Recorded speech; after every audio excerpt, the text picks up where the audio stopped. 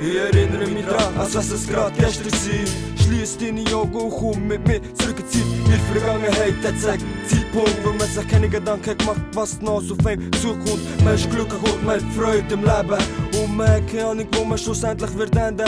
Denn die Mutter ist der viele Bogen und der Gil der Pfeil. Doch mit Mutter stark nur Ziel, dann trifft der Gil sein Ziel. Shit, ich hast schon zu manchmal müssen sehen, wie ein kleines Kind ohne Vater aufwachst. Und das tut weh, und es tut weh, wenn man so sieht, was sich auch so in den letzten so verändert hat. Das Leben ist schwer, bin Einzugänge und bin so geboren. Und das Resultat, man sieht, ich bin bis heute noch nicht gestorben. Und ich bete zu Gott, nein, möge mich segnen. Und wenn ich bin ich ein weiterer Mensch, weniger auf der Erde, was das Leben schon wert. Von dort, wo ich herkomme, sterben die Leute täglich mit einer Schuss in der Lunge oder ins Herz. Denn die Realität ist schmerzt und ist direkt wie ein Stich ins Herz mit einem Samurai-Schwert. Ich erinnere mich dran, als es gerade gestern war, meine Gästezeit, wo es um Rückkehr sagt, jetzt gehst du in die Schweiz. Ich bin 5 gewesen, doch die Zeit ist vergangen wie im Flug. Von Kindergarten bis 9. Klasse immer nur Puff, doch heute bin ich draus und mache eine Lehre. Für das ist ein Stolz in mir, der mehr ihre Augen kann sehen. Doch jetzt bin ich volljährig und es kommen Papier und Geschichten. Doch das interessiert mich nicht und ich schreibe mir auf Papier Geschichten. Denn eines Tages bin alles erreicht,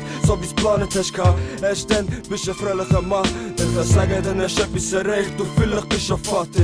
Wer weiß, mach es richtig machen, es übermittelt die Wahrheit mit dem alten Wortspiel. Schau in den Spiegel, dann direkt ein bisschen neue Vorbild. Sie setzen alles auf eine Karte drauf und geben nicht auf, bis ich kann sagen, jetzt habe ich genug, jetzt bin ich auf dem Höhepunkt von der Karriere auf meinem Thron. Und die einzige Frage, die noch übrig bleibt, ist, hat sich das gelohnt?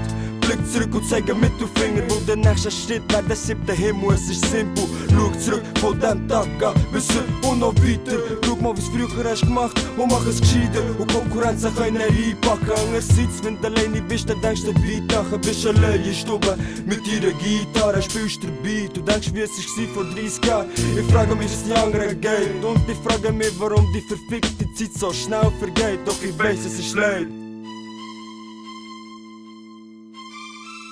Die perfekte Zeit vergeht. Doch das ist leider immer noch die Wahrheit.